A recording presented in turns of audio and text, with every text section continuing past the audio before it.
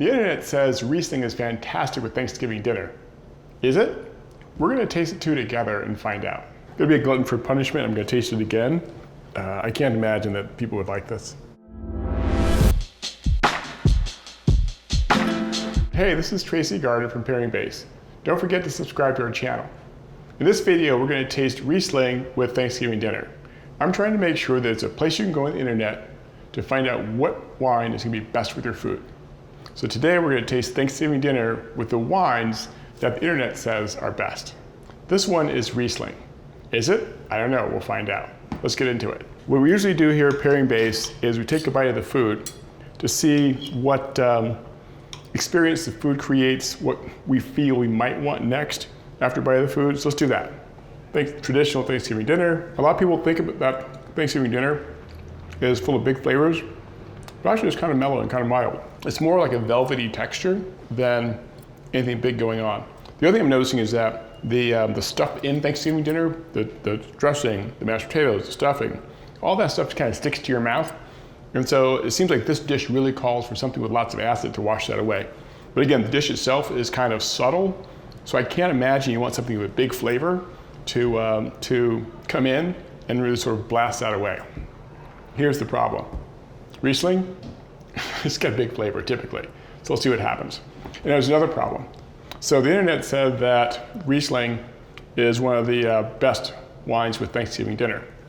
It did not tell me which specific Riesling. And the problem with Riesling is that it can be from any place. It can be any sweetness level. And they gave me no guidance as to which one is going to be best. And I can guarantee you that each type, say a different place, different sweetness level, is going to taste best with the dish. So I gotta tell you, internet, you didn't really do me a lot of good in telling me which wines can be great with the dish. But I got one that I thought would be good. This is a dry Riesling from Austria. Let's give it a taste, see what happens. I'm gonna give the wine a taste by itself initially, see what happens. But again, I don't have high hopes because I expect it to be pretty aromatic and I expect it to just blow the dish away. We'll see what happens. Taste the wine by itself. That's big flavor. Nice acidity, lots of sort of limey character, some minerality there, a mouthful of wine. Delicious wine, maybe a good wine for another place, but I can't imagine if it's gonna work with the dish, but let's find out. First, we're going to take a bite of the food, nice and mild.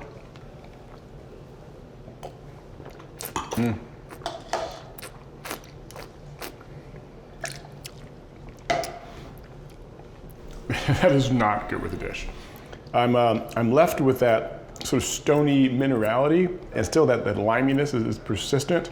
The stony minerality is where the wine took me after a bite of the food.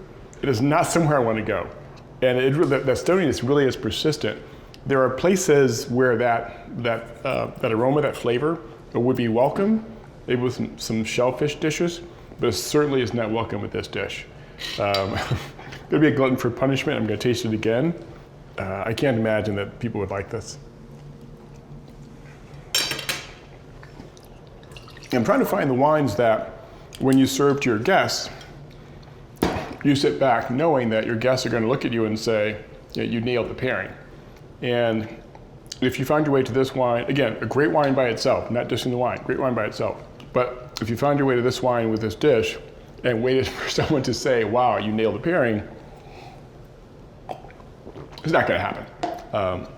Again, you get a mouthful of sort of stone and liminess that has got nothing to do with the dish at all.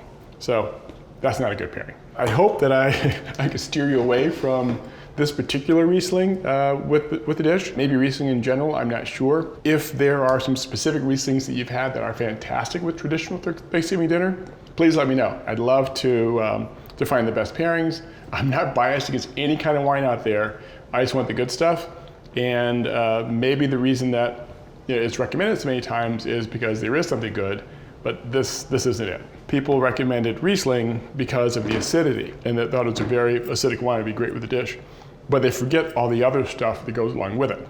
That stone, minerality, and that liminess, and all that stuff makes it a no-go.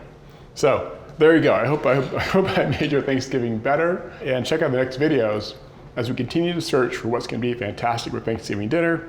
And I know we'll have some great ones for you. So check out those videos and don't forget to subscribe.